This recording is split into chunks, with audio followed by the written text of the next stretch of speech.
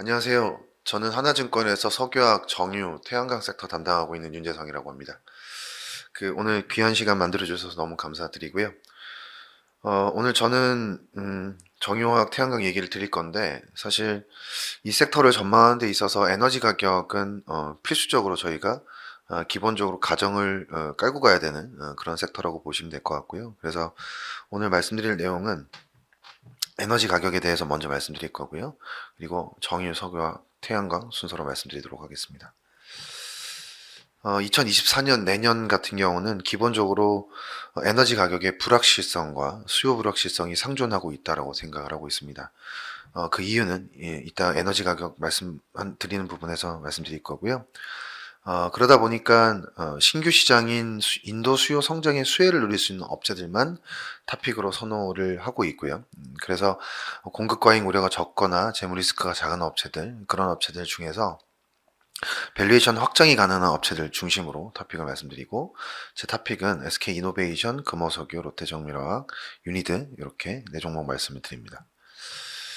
에너지 이야기를 먼저 드려보면 사실 저희가 지난 한 2, 3년 동안 ESG 열풍이 불면서 신재생 에너지가 전통 에너지를 빨리 메울 수 있을 거라는 기대감을 많이 가졌었는데요. 최근에 이제 일어나는 일련의 상황들을 한번 보시면 고금리 현상이 지속이 되면서 풍력이라든지 태양광의 LCOE가 급등하는 모습이 나타납니다. 이게 이제 결국 이 고금리 때문에 수요가 영향도 받고 이 투자비 자체도 영향을 받는다라는 얘기인데요. 실제로 최근에 뉴스를 보시면 아시겠지만 해상 풍력 업체들이 프로젝트 취소하는 사례들이 굉장히 많이 늘어나고 있는 그런 상황이라고 보시면 됩니다. 그래서 신재생 에너지가 기존엔 저희가 전통 에너지의 빈자리를 빨리 메울 수 있을 거라고 가정을 했었는데 그 가정 자체가 조금씩 흔들리는 모습이 나타나고 있다 이렇게 보시면 될 것 같고요. 실제로 최근에 10월 말입니다. 굉장히 큰 빅딜들이 좀 있었습니다. 엑소모빌이랑 쉐브론이 각각 80조랑 70조 정도를 들여서 이 파이오니어라는 그 에너지 업체를 인수를 했고요. 헤스라는 에너지 업체를 각각 인수를 했습니다. 이게 왜 이런 빅딜들이 일어나냐라고 저희가 보니까 석유 수요가 2030년이면 피크아웃이 될 수 있다라는 우려들을 많이 하시고 있는 것 같아요. 그런 생각을 하고 있는 것 같은데 최근에 말씀드렸던 것처럼 고금리에 따른 신재생 에너지의 수익성이 좀 악화가 되면서 이 2030년에 석유 수요 피크아웃이 좀 느려질 가능성이 좀 있다라고 생각을 하는 것 같고요.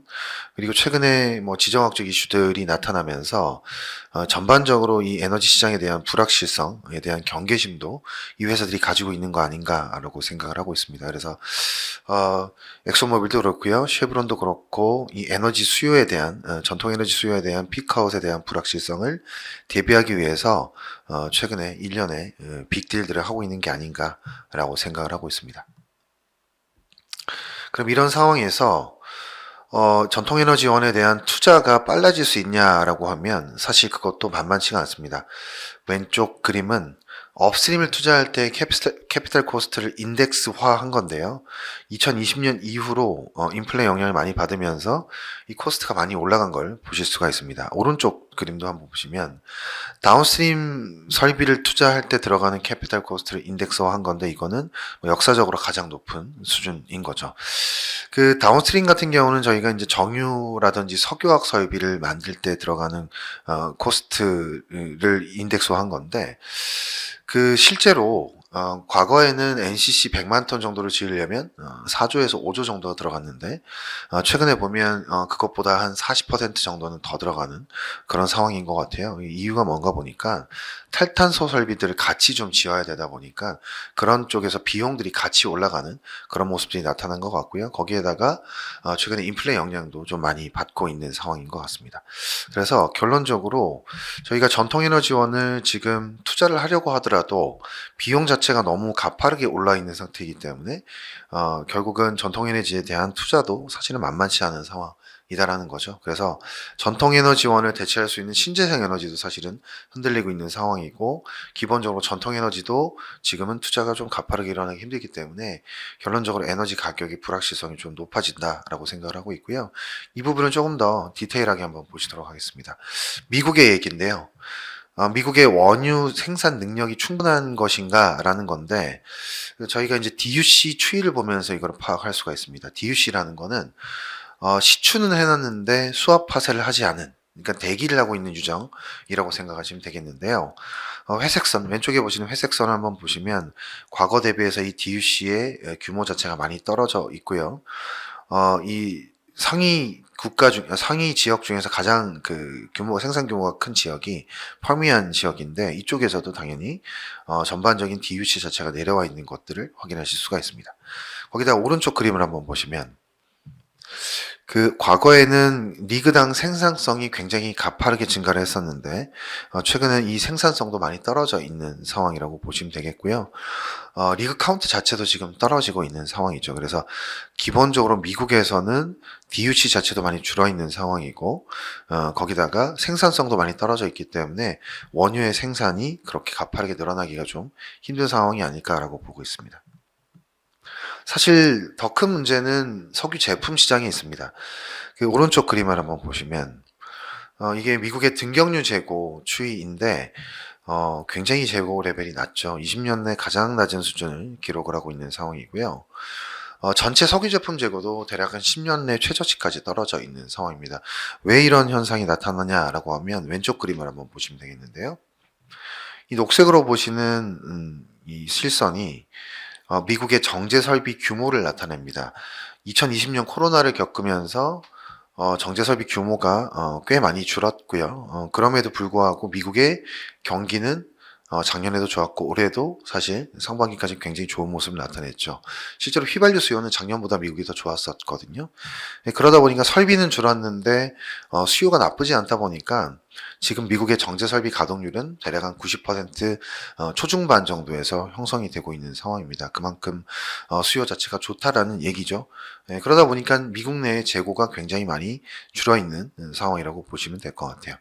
그래서 사실 유가가 조금만 오르면 미국에서 휘발유 가격이 바로 따라 튀면서 이 인플레 압력들이 계속 가중하고 있는 상황인데요. 이러다 보니까 바이든 입장에서는 휘발유를 생산할 수 있는 정제 설비는 바로바로 지금 생산이 안 되도록 지금 정책적으로 막아놓은 상태죠.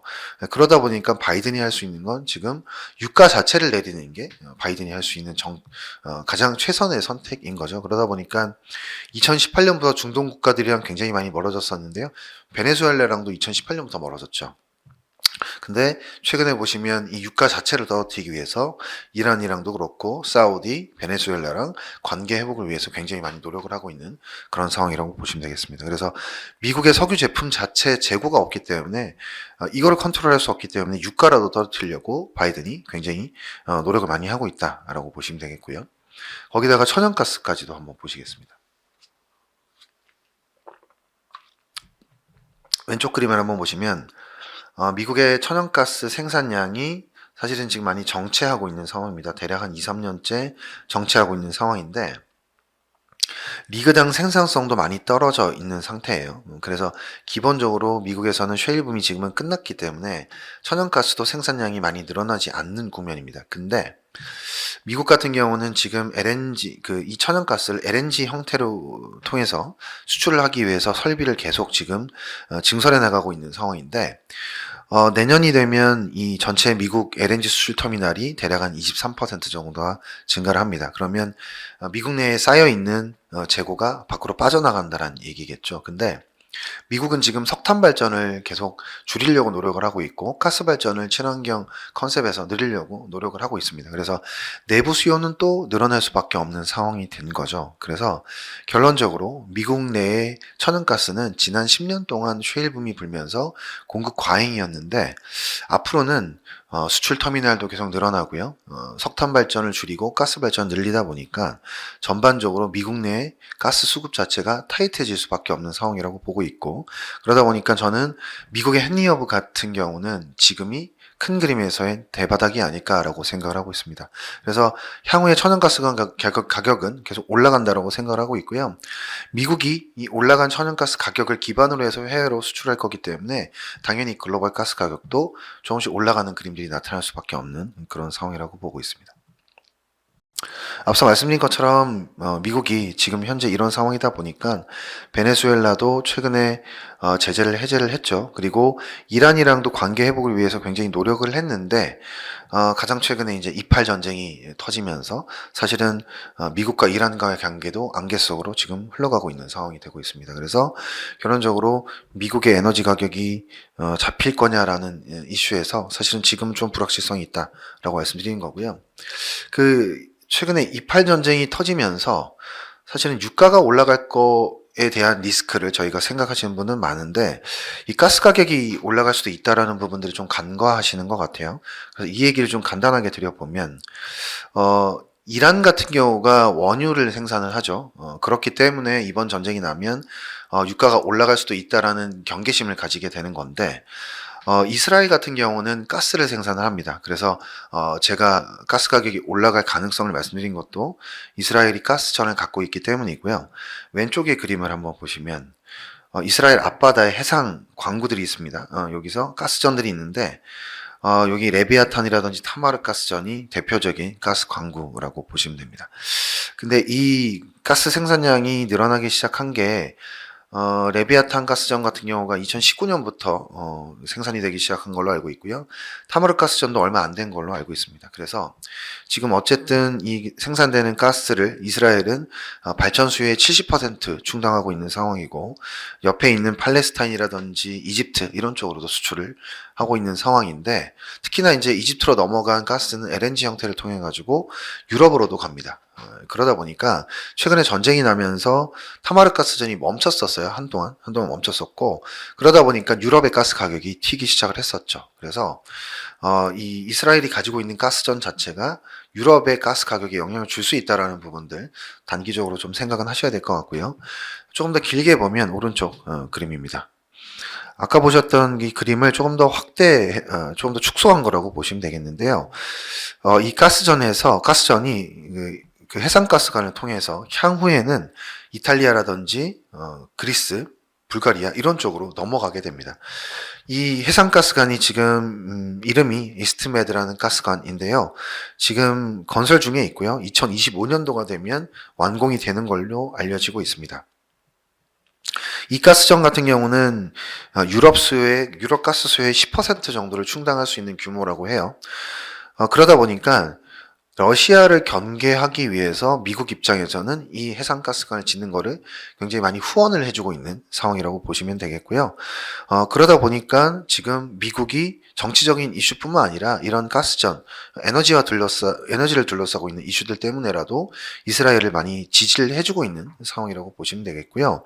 반대 사이드에 있는 레바논이라든지 이란 같은 경우는 이스라엘의 이런 가스 생산 자체가 굉장히 배가 아프죠. 그래서 왼쪽 그림을 다시 한번 보시면 레바논이 이미 이 지역 해상을 둘러싸고 영유권 분쟁을 계속하고 있는 상황이라고 보시면 됩니다. 그래서 어쨌든 정치적인 관점에서 이팔 전쟁이 어떻게 흘러갈지는 저도 지켜봐야 된다고 생각은 하지만 앞으로도 이 가스관을 둘러싸고 혹은 이 가스전을 둘러싸고 이스라엘과 팔레스타인 간의 이런 이슈들은 지속될 수밖에 없는 상황이다라고 보고 있습니다. 그래서 내년도도 이 부분을 좀 유심히 보자라고 말씀드리는 거고요.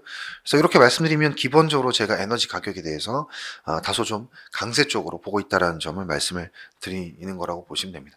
그러다 보니까 기본적으로 에너지를 생산할 수 있는 업체들을 긍정적으로 보는 거고요. 그래서 정유 업체에 대해서는 오버웨이트 의견을 말씀드립니다. 그래서 정유에 대한 이야기를 좀 드려보도록 하겠습니다. 지금 보시는 차트는 글로벌 정제 설비의 신증설 규모를 역사적으로 비교를 한 거라고 보시면 되겠고요. 내년 같은 경우는 170만 BD 정도의 리파이너리 증설이 예정이 되어 있습니다. 올해랑 유사한 규모라고 보시면 되겠고요. 그러다 보니까 올해의 환경과 내년의 환경이 크게 차이가 날 건 없습니다. 근데 조금 다른 부분은 올해와 다른 부분은 뭐냐면 올해 같은 경우는 아시아 쪽의 증설이 좀 많았습니다. 중국이라든지 이런 쪽의 증설이 많았는데 내년 같은 경우는 아시아 증설 자체가 굉장히 미미합니다. 일본에서 폐쇄가 좀 있고요. 아시아 중동 신증설 같은 경우는 20, 30만 BD 정도로 보시면 되겠습니다. 그래서 내년의 증설들은 대부분 북중미라든지 아프리카에서 증설이 된 거기 때문에 아시아 쪽의 증설 부담은 좀 없다라고 보시면 되겠고요. 그리고 이 정유 설비에 딸려 있는 화학 설비들이 있습니다. 뭐 PX라든지 벤젠 같은 경우는 화학 제품인데 정유 업체들이 주로 생산하는 화학 제품이죠. 근데 리파이너리 증설 자체가 좀 많지 않다 보니까 여기에 딸려 있는 화학 설비들도 사실은 증설이 좀 부족한 사이클로 들어간다고 보시면 됩니다. 실제로 왼쪽 차트를 한번 보시면 PX가 대표적인 정유사에 생산하는 품목, 화학 품목인데 과거 2019년, 20년도엔 증설이 굉장히 많았었어요. 근데 최근 3년 동안 과거 대비해서 좀 줄었고요. 내년 2024년 같은 경우는 올해 대비해서 증설이 92%가량 줄어듭니다. 굉장히 증설이 많이 줄어드는 거라고 보시면 되겠고요. 오른쪽에 보시는 벤젠 같은 경우도 올해까지는 증설 부담이 좀 있었는데 내년부터는 2% 정도로 증설 부담이 좀 줄어드는 모습들을 나타낼 수 있다고 보고 있습니다. 그래서 근본적으로 에너지 가격이 좀 불확실하기 때문에 당연히 수요도 불확실성이 있을 수밖에 없는데 이런 상황에서는 공급이 좀 부족한 업체들이 상대적으로 좀 공급 부담이 덜한 업체들을 좀 골라야 된다고 보는 건데요. 그런 업체들 중에서 이제 당연히 정유 업체들이 해당할 수 있다라고 말씀을 드리는 거고요. 지금 화학도 그렇고 정유 설비도 그렇고요. 그래서 이 정유에 대한 이야기를 조금만 더 디테일하게 말씀드려보도록 하겠습니다.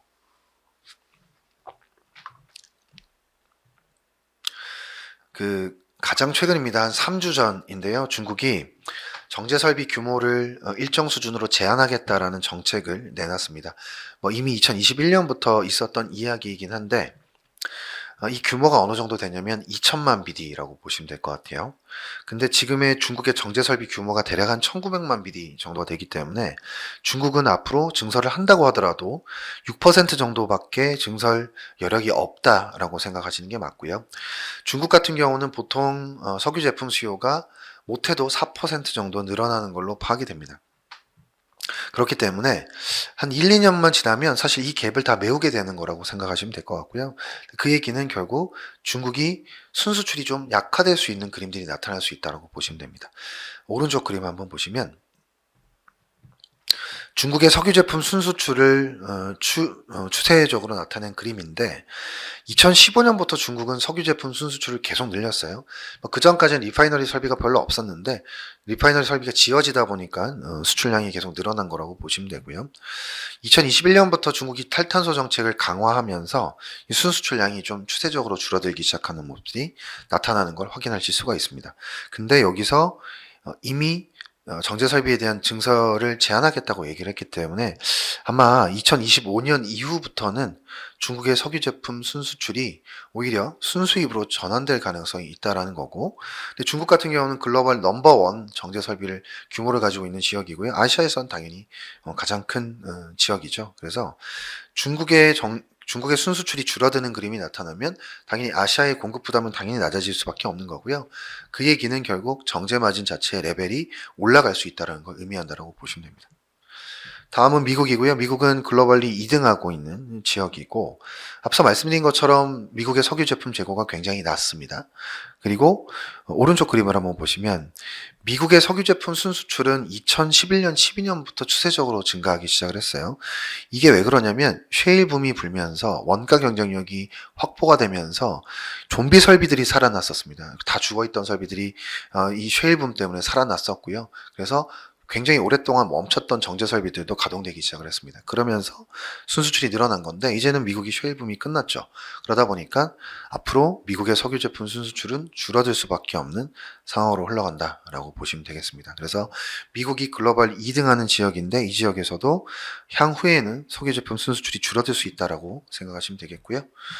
다음은 러시아입니다. 러시아는 글로벌 3위 하는 국가고 MS는 대략 한 8% 정도 되는데 러시아의 문제는 미국이나 유럽에서 가격 상한제를 실시를 하고 있죠. 이거는 원유뿐만 아니라 석유 제품에 대해서도 상한제를 실시를 하고 있기 때문에 이 지역에서도 석유 제품 순수출이 줄어들 수밖에 없는 그런 그림이 나타나고 있다고 보시면 되겠고요. 4위하는 국가가 인도입니다. 인도는 MS가 대략 한 6% 정도 되고요. 인도 같은 경우는 사실 없어서 못 팝니다. 수요가 너무 좋고요. 실제로 최근에 뉴스를 보면 인도의 휘발유 수요는 코로나 이전 대비해서 대략 한 22% 정도가 높은 휘발유 수요를 보여주고 있다라고 얘기를 하고 있습니다. 다른 지역들은 이제 막 코로나 때만큼 수요가 회복됐다라고 얘기를 하는데 인도 같은 경우는 굉장히 수요가 좋죠. 이게 왜 그런가 보니까 인도의 자동차가 지난 3년간 대략 한 15에서 20%가량 팔리고 있습니다. 굉장히 지금 모터라이제이션이 진행이 되고 있는 상황이라고 보시면 되겠고요. 그러다 보니까 휘발유 수요라든지 연료유 수요 자체가 높은 상황이라고 보시면 됩니다. 산업 생산 자체도 워낙 좋고요. 그래서 인도의 지금 정제설비 가동률은 100%를 넘게 지금 돌리고 있는 상황인데 그러다 보니까 최근에 수요는 좋은데 가동률을 계속 풀리 돌리고 있다 보니까 최근에 석유 제품 순수출이 계속 추세적으로 줄어드는 것들을 확인하실 수가 있습니다. 그래서 인도 같은 경우도 그동안은 석유 제품을 순수출했던 국가인데 아마 내년이나 내후년쯤 넘어가면 수요가 워낙 지금 가파르게 증가하고 있기 때문에 인도의 석유 제품 순수출도 이제는 순수입으로 전환될 수밖에 없는 그런 상황이 될 수 있다. 라고 생각을 하고 있습니다. 그래서 제가 지금 4개 상위 국가들을 말씀드렸어요. 미국 같은 경우가 MS가 대략 한 20%에 가깝고요. 중국도 대략 20%에 가깝습니다. 그리고 인도, 러시아 대략 한 8%, 6% 정도 되는데 이 지역들을 다 합산을 해보면 대략 한 50%가 넘는 지역이라고 보시면 되겠고요. 이 50%가 넘는 지역들이 예전에는 순수출을 했었는데 향후에는 순수출이 좀 줄어들거나 순수입으로 전환될 가능성이 있다는 점을 말씀을 드리는 거죠. 그러면 석유 제품 시장 자체가 굉장히 타이트해질 수밖에 없는 상황이라는 걸 짐작하실 수 있을 거고요. 그러면 이제 우리나라는 어떠냐라고 하면 우리나라는 글로벌리 보면 5위 국가라고 보시면 되겠고요. 지금 현재 우리나라의 가동률은 대략 한 76%, 정기 보수가 끝나고 지금은 가동률이 많이 높지 않은 상태고요. 과거의 이력을 한번 보시면 80% 중반 혹은 90%까지도 가동률을 올렸었던 경험이 있기 때문에 향후에 쇼티지가 나는 지역들이 생기면 가동률을 올려서 비싼 지역으로 탱커를 통해서 물량을 판매할 수 있는 그런 여력들이 충분히 있다라고 보시면 되겠고요. 그렇게 되면 순수율이 늘어나면서 우리가 물량도 늘어나고 가격적인 측면에 있어서도 수혜를 볼 수 있는 그런 상황이 될 수 있다고 보시면 되겠습니다. 그래서 저희가 원유 시장에 있어서는 오펙 국가들을 주로 스윙 프로듀서라고 얘기를 하는데 우리나라 같은 경우는 좀 구조가 특이합니다. 내수 사이즈는 작은데 규모가 워낙 내수 사이즈는 작지만 설비의 규모는 크기 때문에 우리나라 같은 경우는 절반을 내수에 충당을 하고요. 절반을 수출하는 국가라고 보시면 됩니다. 앞서 말씀드렸던 국가들은 대략 10% 내외의 수출 비중을 갖고 있어요. 그래서 대부분 내수에 충당하는 국가들이거든요. 그래서 우리나라의 구조 자체가 굉장히 특이하다고 보시면 되고요. 지금 돌아가는 상황을 봤을 때 우리나라 정유업체들은 물량 증가도 가능하고요. 마진도 충분히 더 누릴 수 있는 그런 상황으로 흘러간다고 생각을 하고 있습니다. 그래서 정유업체들 좋게 보고요.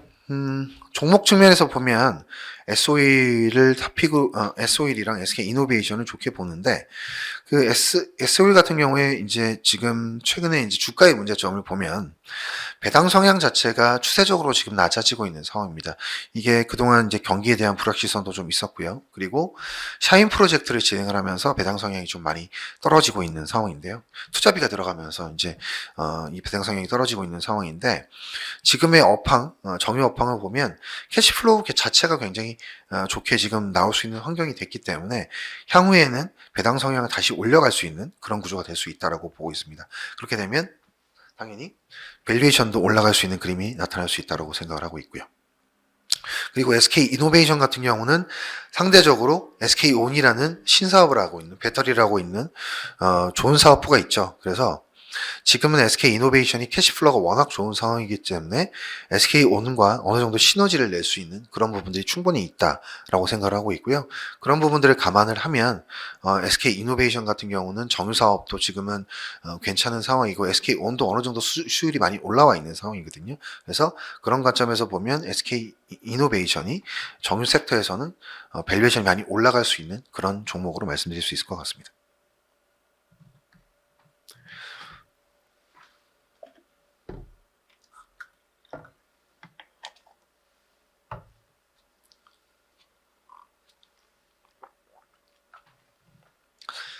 그 다음은 석유화학 쪽 말씀드리도록 하겠습니다. 그 석유화학 같은 경우는 지난 한 15년, 대략 한 20년 사이클을 보면 대략 한 3번 정도의 업 사이클이 있었어요. 첫 번째 빅 사이클이 2009년, 10년, 11년 이 호황 사이클이었고요.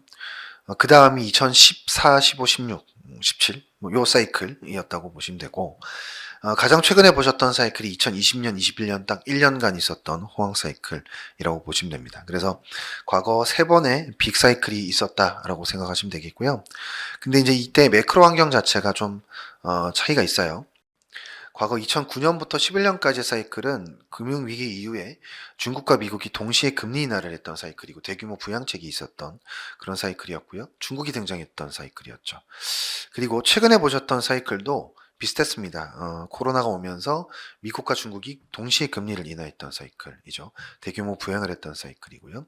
근데 2015년부터의 사이클 같은 경우는 중국은 금리 인하를 했고 미국은 금리 인상을 했던 사이클입니다. 사실 지금이랑 좀 많이 닮아 있는 사이클이고요. 그리고 그 당시에는 셰일 붐이 불면서 유가가 대략 한 30불까지 하락을 했었습니다. 그래서 저유가 영향으로 글로벌 수요가 또 완만하게 개선됐던 부분들, 물가 부담이 떨어지면서 수요가 개선된 부분도 분명히 있다라고 보시면 될 것 같아요. 근데 그러면 지금은 어떤 사이클로 갈 거냐, 내년은 어떤 사이클로 갈 거냐라고 봤을 때 일단 지금은 미국이 금리 인하를 하기에는 좀 이른 시점이죠. 뭐 내년 하반기에 금리 인하에 대한 얘기가 나오지만 저도 상반기까지는 쉽지 않을 것 같고요.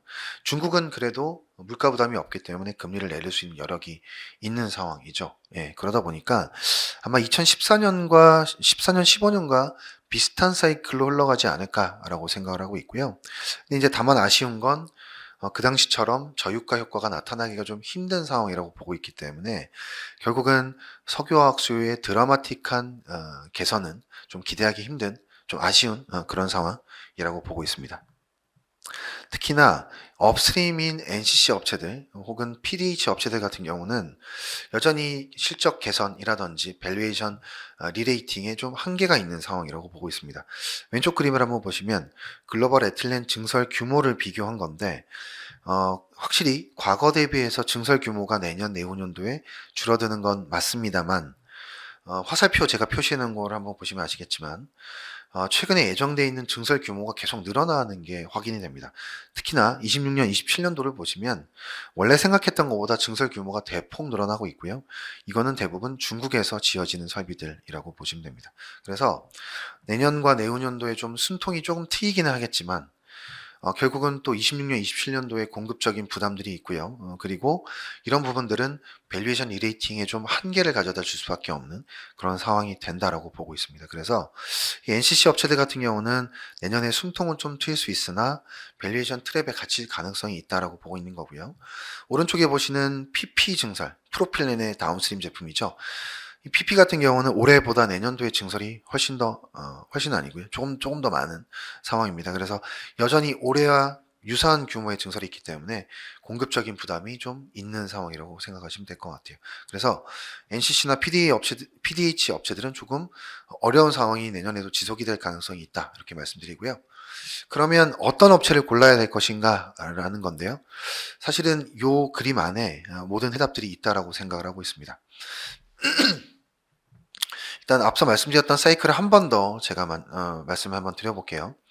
2009년부터 11년까지 있었던 이 3년간의 사이클은 중국이라는 신시장이 등장했던 사이클이죠. 이 당시에는 중국의 NCC 증설이 별로 없었기 때문에 모든 제품들을 다 생산할 수 있는 NCC 업체들이 굉장히 많이 올랐었던 사이클이라고 보시면 되겠고요.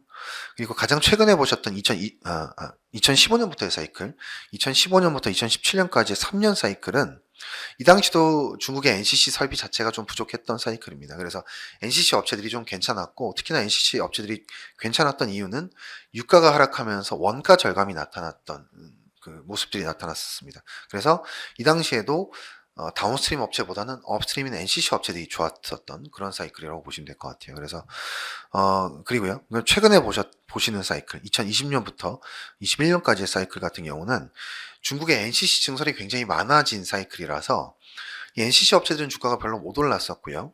오히려 다운스트림 업체들 중에서 신사업을 하거나 특별히 수요가 좋은 제품들을 중심으로 해서 주가가 많이 올랐었던 사이클입니다. 효성 첨단 소재가 그 당시에 20배가 올랐고요.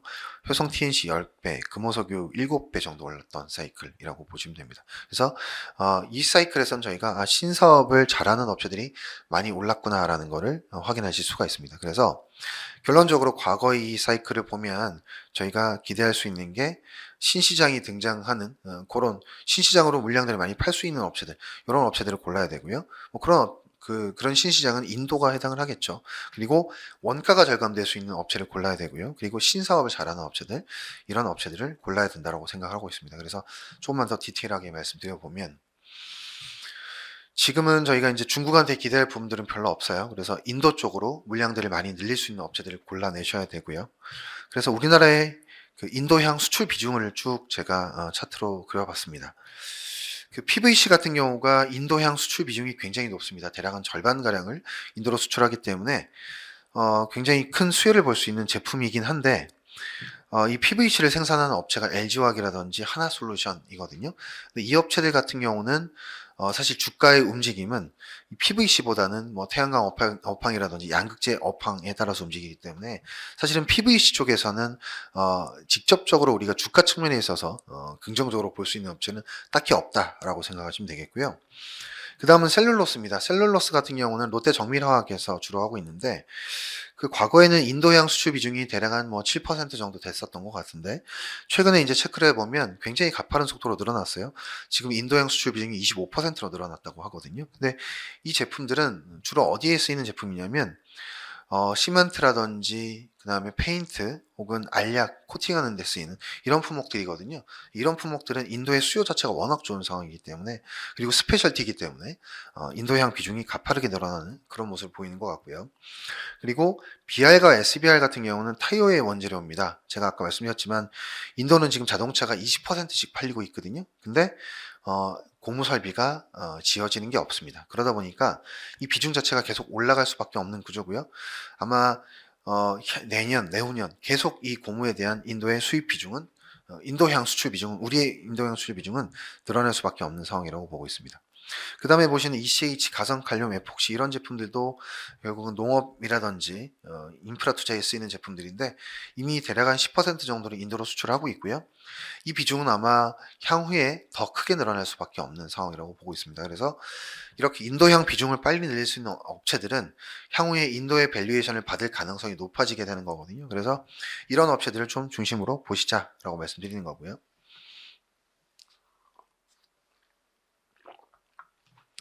그 다음은 원가 절감입니다. 지금은 유가가 크게 하락하기가 좀 어려운 환경이다 보니까, 그러면 원가 절감이 어디서 될 수 있냐라는 건데, 지금은 중국을 중심으로 해서 NCC 업체들이 굉장히 많이 지어지고 있는 상황이죠. 그러다 보니까 기초 유분이라고 하는 품목들, 에틸렌이라든지 프로필렌, 부타디엔 같은 NCC가 주로 생산하는 품목들이 사실은 좀 공급이 과잉이 된 상태라고 보시면 됩니다. 그래서 어, 예전에는 수직 계획화가 되었어야지만 사실은 이 구조적으로 저희가 이익을 많이 낼 수 있다고 생각을 했었는데요. 근데 최근의 추이를 한번 보시면 그런 저희 기본적인 상식 자체가 많이 흔들리고 있습니다. 왼쪽 그림은 금호석유와 LG화학의 영업이익 차이입니다.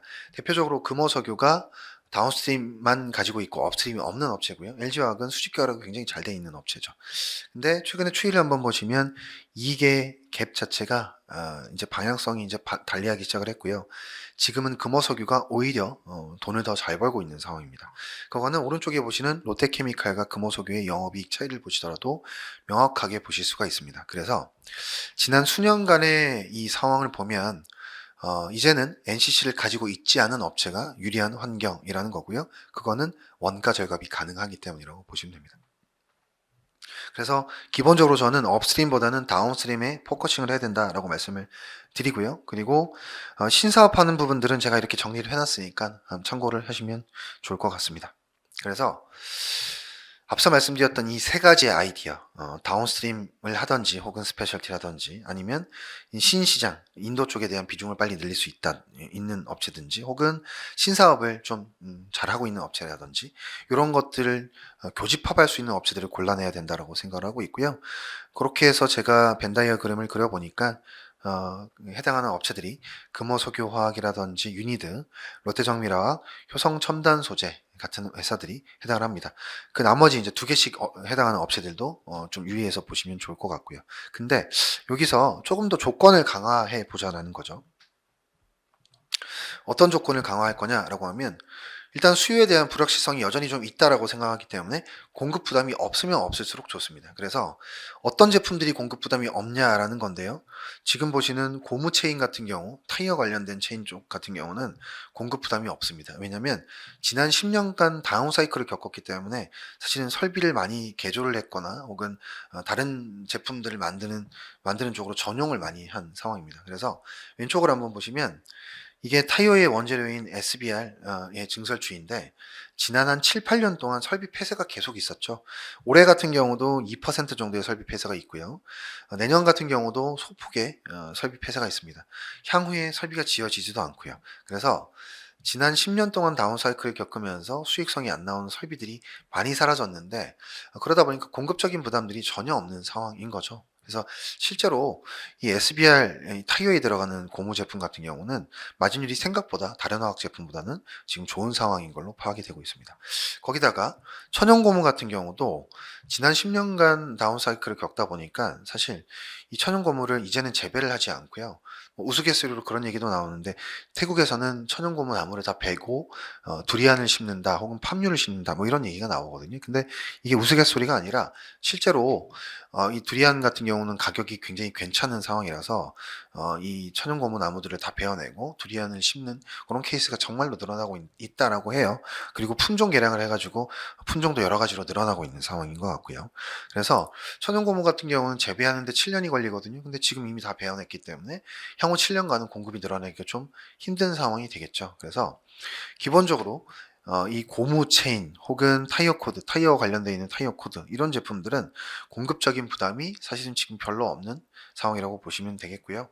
근데 수요 같은 경우는 저희가 사실은 제가 기대하고 있는 부분은 상용차 쪽을 좀 기대를 하고 있습니다. 이게 왜냐면 글로벌리 인프라 투자가 굉장히 많은 상황이고요. 전쟁 이후에 재건 수요라든지 이런 것들을 생각을 하면 트럭들이 많이 돌아다닐 수밖에 없는 구조가 될 겁니다. 그래서 승용차보다도 오히려 상용차 쪽에서 이 쓰이는 양이 더 많기 때문에 저희는 기대할 수 있는 게 상용차 쪽의 타이어 수요들을 좀 기대할 수 있지 않겠나 이렇게 생각을 하고 있고요. 그리고 어 과거 10년 전에 이 고무 사이클이 있었는데 그때와는 지금 현재가 다른 게 전기차 보급률이 많이 올라왔죠. 그러다 보니까 타이어 마모 속도가 제로백 속도가 이제 타이어가 빠르다 전기차가 빠르다 보니까 타이어 마모 속도가 굉장히 빠릅니다. 그래서 결국은 중장기적으로 봤을 때 이 고무 체인 같은 경우는 좀 유심히 보셔야 된다고 생각을 하고 있고요. ECH 같은 경우는 페인트에 들어가는 원재료죠. 여기 같은 경우도 지금 올해 4% 정도의 설비 폐쇄가 있었고 내년에 증설이 좀 있긴 합니다만 2% 정도로 규모가 크진 않기 때문에 공급적인 부담이 좀 없는 품목이라고 보시면 되겠습니다. 그리고 가성칼륨 같은 경우는 그 유니드에서 생산을 하는데요. 이 가성칼륨을 생산할 때 이 허들이 뭐냐면 염소가 생산이 됩니다. 근데 염소 같은 경우는 처리가 굉장히 까다로운 품목이에요. 그래서 염소 같은 경우는 PVC 공장이라든지 TDI 공장이 지어져야지만 염소 처리가 가능한데 사실 글로벌리 지금 PVC 공장이나 TDI 공장이 대규모로 지어지는 게 지금 파악이 되고 있지는 않기 때문에 향후에 가성칼륨 같은 경우도 공급적인 부담들은 크지 않겠다라고 보고 있습니다. 그래서 공급 부담이 낮은 업체들은 주로 보셔야 된다고 말씀드린 거고 공급 부담이 높은 품목들 그런 품목은 지금 보시는 것처럼 프로필렌 체인, PP, PO, ABS 같은 경우도 올해 증설이 많았고요. 내년에도 좀 증설이 있는 편이기 때문에 이런 품목들은 좀 피하셔야 된다라고 말씀드립니다. 그래서 종목별 차별화가 좀 나타날 수 있다라고 생각을 하고 있고 그래서 종목을 잘 고르셔야 된다라고 말씀드립니다. 그리고 마지막으로 이제 제가 조건을 한 번 더 강화를 하면 지금 고금리이기 때문에 재무적 리스크가 없는 업체들을 고르셔야겠죠. 그래서 오른쪽 그림 보시면 롯데정밀화학 같은 경우는 지금 수년금 상태고요. 휴캠스라든지 금호석유도 수년금 상태, 그리고 뭐 유니드나 국도화 뭐 이런 업체들도 재무적인 부담이 크지 않은 업체들입니다. 그래서 이런 업체들 안에서 좀 고르셔야 되지 않겠나라고 생각을 하고 있습니다. 그래서 이런 것들을 좀 종합해서 보면 결국은 탑픽은 금호석유화학, 유니드, 롯데정밀화학 이렇게 세 종목이 되고요. 이 세 종목이 좀 좋은 모습을 보이면 두 개씩 해당하는 종목들도 향후에 퍼포먼스가 좋아질 수 있는 그런 그림이 나타날 수 있다라고 생각을 하고 있습니다.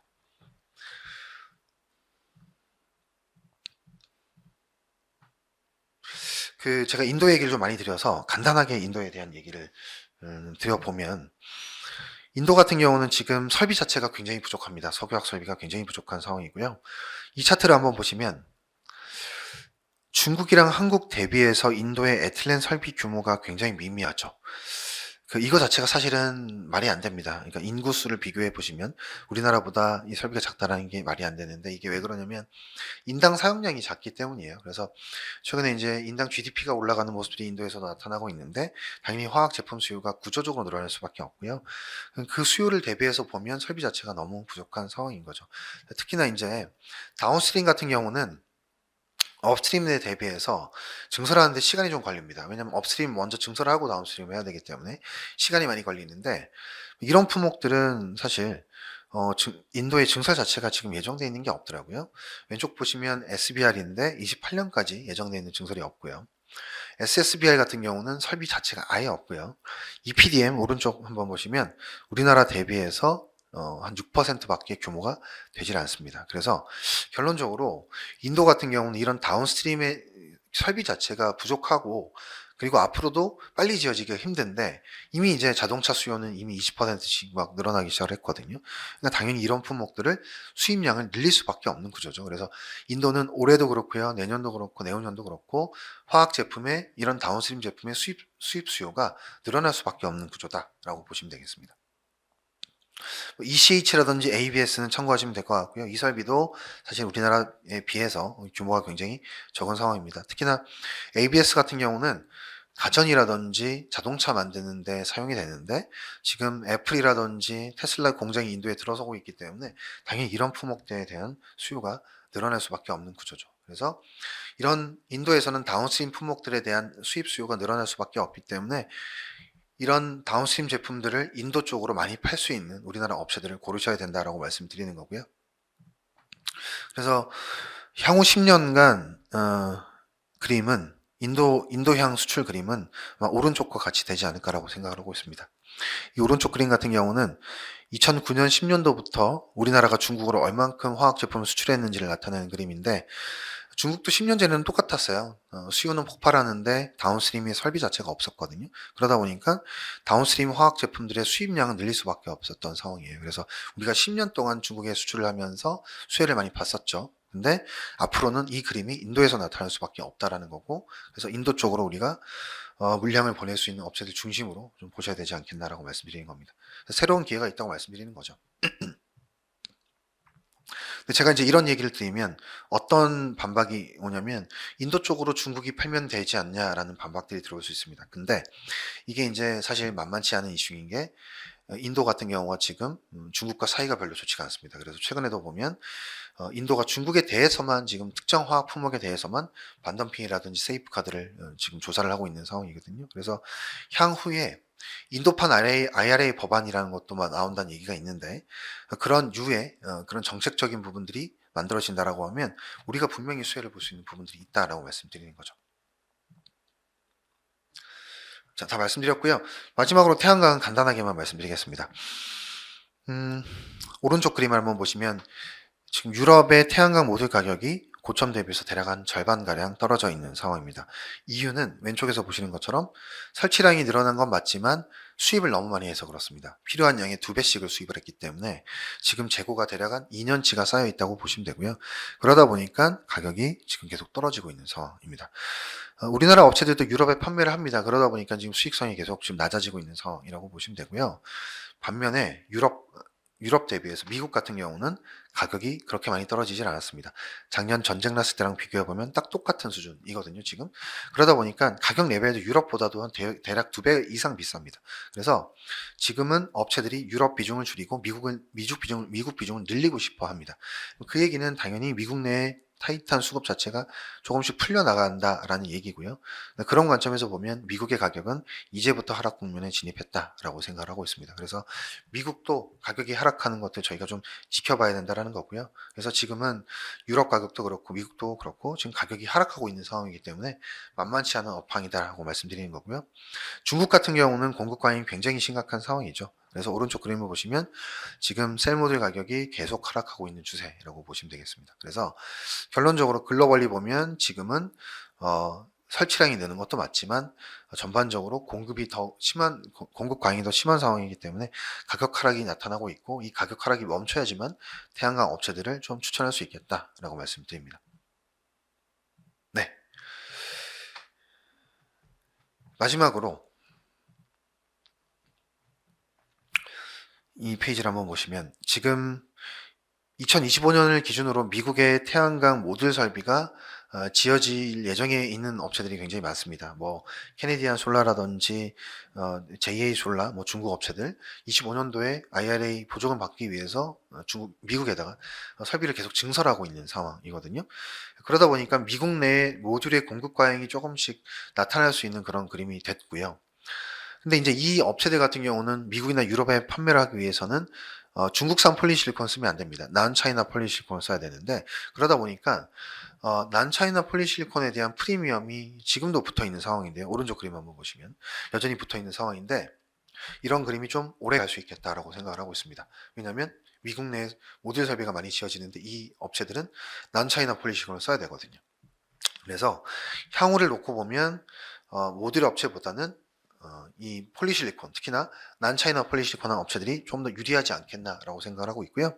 그런 관점에서 이 태양광 체인들을 좀 바라보시는 게 맞지 않겠나라고 생각을 하고 있습니다. 그래서 저는 태양광 업종을 사야 되는 시점은 아마 내년 6월 전후가 아닐까 싶어요. 왜 그렇게 말씀드리냐면 지금은 이 중국산 제품들이 동남아를 우회해서 들어가는데 관세를 지금 유예받고 있는 상황인데요. 내년 6월부터는 이 관세가 부활을 합니다. 그러면 미국 내의 공급 과잉이 조금은 완화될 수 있는 그런 상황이 될 수 있다고 봐요. 그래서 저는 내년 6월 전후가 아마 태양광을 바닥잡기 할 수 있는 시점이 아닐까라고 생각하고 있어서 그 부분은 참고하시면 될 것 같습니다. 네, 좀 오늘 좀 긴 시간 말씀드렸는데 투자하는 시는데 많이 도움이 됐으면 좋겠고요. 시청해 주셔서 감사합니다.